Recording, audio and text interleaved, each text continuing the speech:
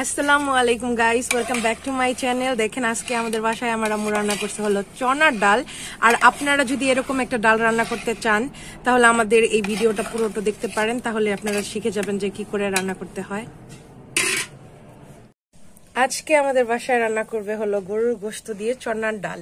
আর এই চনার ডাল কিন্তু গরুর গোশত দিয়ে অনেক বেশি মজা। তো আমার আম্মু এটা অনেক ভালো করে রান্না করতে পারে, তো সেটাই আজকে রান্না করে আপনাদের সাথে শেয়ার করব। তো আপনারা দেখেন কি করে রান্না করি, পরে আপনারাও বাসায় ট্রাই করবেন। আমরা প্রায় চুলার মধ্যেই রান্না করি। তো একটা বড় কড়াইয়ের মধ্যে এখন আমার আম্মু দিয়ে দিবে তেল, পরিমাণ মতো তেল দিয়ে সব মশলা দিয়ে পরে এটা রান্না করবে। গরু গোশত যেভাবে রান্না করে না ওইভাবেই। এখন দিয়ে দিবে হলো পেঁয়াজ। তেলটা একটু গরম হয়ে আসলেই পেঁয়াজ দিয়ে দিতে হবে, সাথে গরম মশলা আর কতগুলো হলো কাঁচামরিচ, আর কাঁচামরিচ দিয়ে দিবে কয়েকটা পরে। তো আর সাথে ছিল তেজপাতা, সবুজ কালার, কারণ হচ্ছে আমাদের তেজপাতা গাছ আছে, তো ওখান থেকে তাজা তাজা তেজপাতা উঠিয়ে পরে দিচ্ছে। আর এখন দিয়ে দিবি পরিমাণ মতো লবণ। এগুলো দিয়ে ভালো করে মিশিয়ে নিবে। আর এই চনার ডাল দিয়ে না পরে আপনার নান রুটি অনেক বেশি মজা লাগে। তো আমাদের বাসায় দেখি কি দিয়ে খায়, মনে হয় ভাত দিয়েই খাওয়া হবে। পেঁয়াজগুলো একটু হয়ে আসলে এখন দিয়ে দিবে হলো পরিমাণ মতো আদা আর রসুনের পেস্ট। এটা অল্প দিলেই হয় কারণ। তো এখন দিয়ে দিবে আদা রসুনের পেস্ট। আমাদের মশলা কষানো শেষ, এটার মধ্যে এক এক করে সব মশলা দিয়ে দেওয়া হবে। লাল মরিচের ফাঁকি দিয়ে দিল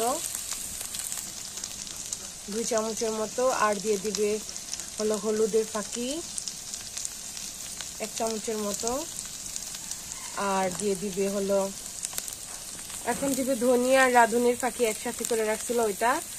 আর এখন এগুলো সবকিছু দিয়ে ভালো করে নেড়ে পরে পানি দিয়ে পরে কতক্ষণ কষিয়ে তারপরে হলো গোশত দিয়ে পরে দিবে ডাল। তো দেখেন কি করে রান্না করে।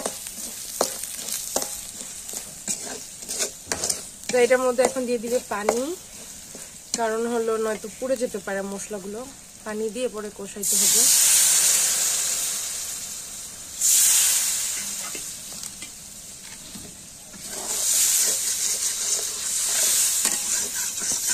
হয়ে গেছে, এখন দিয়ে দিবে গরুর গোশত। তো পানিগুলো ভালো করে ঝরিয়ে পরে সব দিয়ে দিচ্ছে।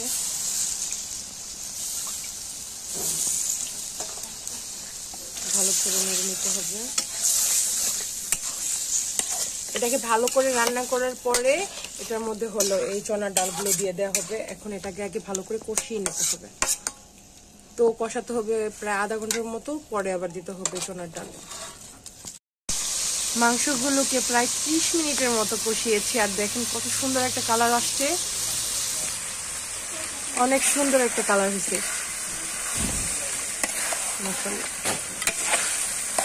আর মাংস একদম ছিমে কমে গেছে। সমস্যা নাই, কারণ এটা ডাল দিয়েই রান্না করা হচ্ছে। এখন দিয়ে দিবে ডাল, পানি ঝরিয়ে সবগুলো ডাল দিয়ে দিচ্ছে। তো এখন সুন্দর করে এগুলাকে নাড়িয়ে নিতে হবে।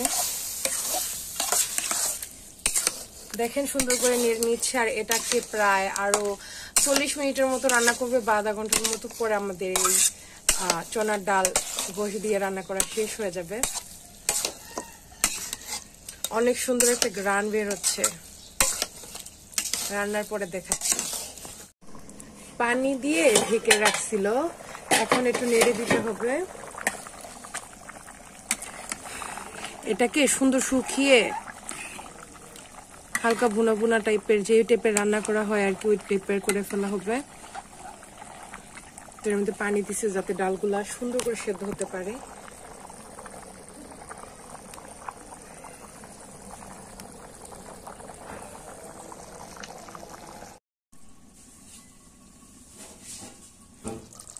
আমাদের চনার ডাল রান্না করা প্রায় শেষ।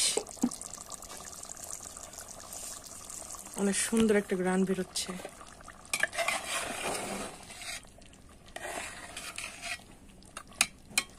তো আপনারাও এভাবে রান্না করে দেখতে পারেন বাসায়, আমাকে কমেন্ট করে জানাতে পারেন যে কেমন লাগছে।